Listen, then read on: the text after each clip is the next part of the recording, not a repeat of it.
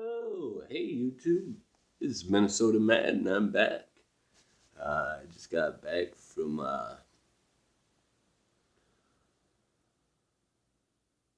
my brother's place and I just figured I'd make a quick video while I've got my burrito from Taco Bell warming in the oven. I have a lot to talk about, but sometimes I just have trouble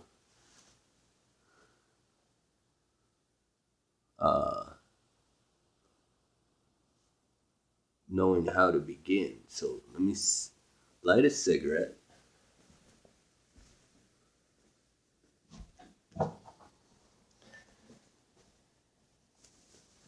And I'll think of a way to start. So basically, let's start with Thanksgiving Day 2016. I get pulled over for, speeding because my cruise control had stuck on my Buick. I told the officer, I said, look, this is what happened and everything. And then he asked me, he said, you look kind of shaken up. And I know it looks kind of not like you just got pulled over by the police shaken up. Something else is going on. He was like, are you all right? And I said, yeah, I'm cool. I just, have been having a hard time. And I'm scared shitless to drive. I can't get it out of my head that the next time I get pulled over, this knife is going in my throat.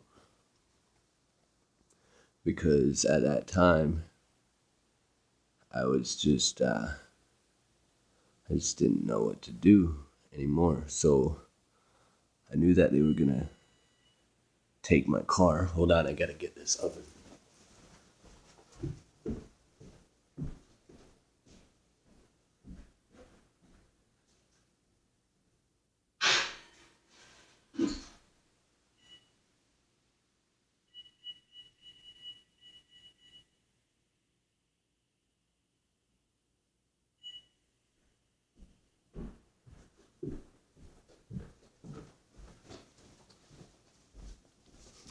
I knew that they were going to take my car, so I had to think quick. I said,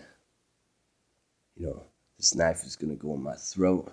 I knew that going to the hospital for some bullshit that's actually really going on with me, like I'm in a bad spot and I don't know what to do.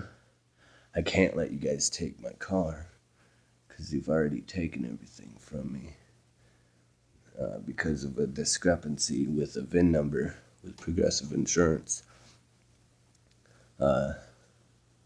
Progressive Insurance was asked to add my vehicle onto my brother's policy while I went down to Tennessee and prospecting for gold and things. And as we were adding it, they typed in the number wrong. And so it came up as an invalid VIN. But so the vehicle was removed from the policy for like 30 seconds while I reread the VIN number to her and she added it back on. When I got pulled over and wasn't able to provide my proof of insurance because it was on a screenshot that was from months and months and months ago from my brother,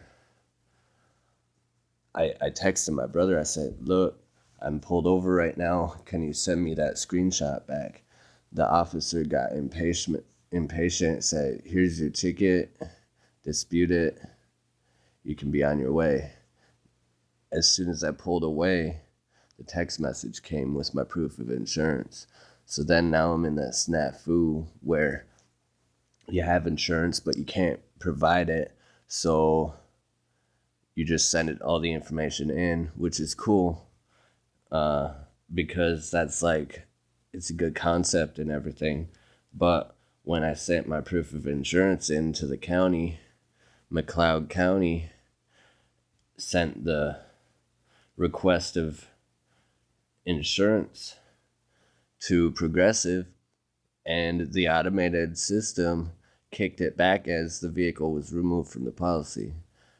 It did not take into account that the vehicle was placed back onto the policy no more than 30 seconds after it was removed. And so little did I know, I had to find out the hard way when I got pulled over for when I was sober cabbing my brother. And I got pulled over because apparently his plates needed to be revoked or impounded. And quick note, the next day, the letter came in the mail saying his plates needed to be impounded. Isn't that funny? So they fucked him, and then they fucked me by giving me a driving after revocation. I just got done paying almost $12,000 to get my driver's license back after I fucked up so many times when I was drinking and driving. I haven't had a drink in almost 5 years. You know what I'm saying? And so they took my driver's license away, and so I didn't know what to do. So I said, you can't take my car.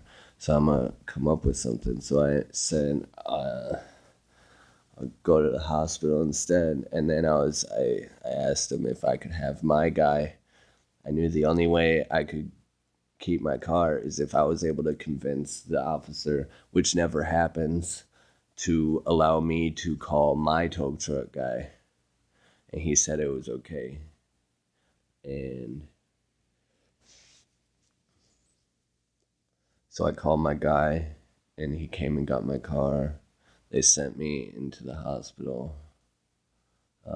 They told me, all they said was, somebody's gonna talk to you and, determine whether or not you're safe and everything like that. And I already know how the system works and things like that because I've been doing the whole psych ward thing since I was a little kid. And so it was like 7:00 at night. No, I don't remember what time it was. It was later than that. It was like 3 a.m, actually, because I forgot I was dropping my brother off from Thanksgiving. So I mean, the lady was gonna be there at like 7. It was like 3 a.m. If I fell asleep, I mean, I wasn't gonna wake up till like noon. So I figured I'd stay awake. And what better thing to do than to do push-ups and things like that and work out and get my workout in. And so I was doing that, and apparently they felt intimidated about me or something. And they kept trying to stop me from working out and things.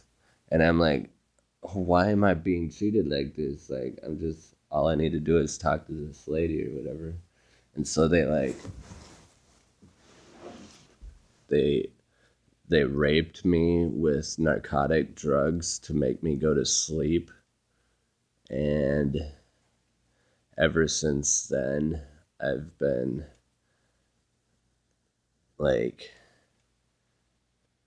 checking medicine cabinets and things. Anytime, it's funny because I hadn't even thought about a medicine cabinet. I haven't thought about a medicine cabinet in 15 years, And now all of a sudden I'm thinking about, even the medicine cabinet that's in this new apartment that I have now. It's empty, but even every once in a while I open it just to see, Why'd they have to do that? You know, I just don't understand. They locked me up for almost a month. They got me put on a bunch of poisonous drugs, and I'm on a stay of commitment now. I have to remain compliant with shit for 6 months. All because I had a feeling. I'm not allowed to have feelings anymore because the minute I have a feeling or anything of the sort, that's grounds for them to come and arrest me and bring me to the state hospital for an indefinite amount of time.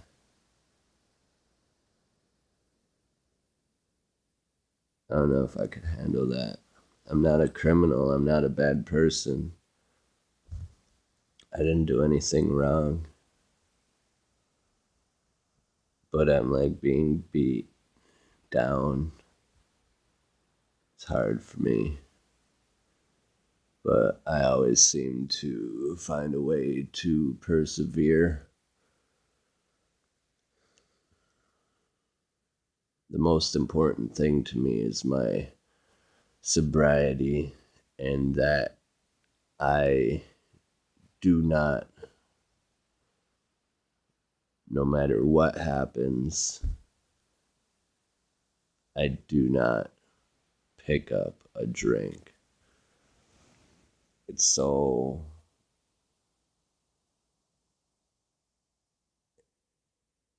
important that I do not drink because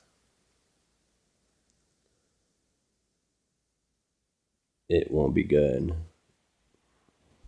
So I just have to keep sticking it out, I guess. And like, I really wish I wouldn't have done that with those drugs.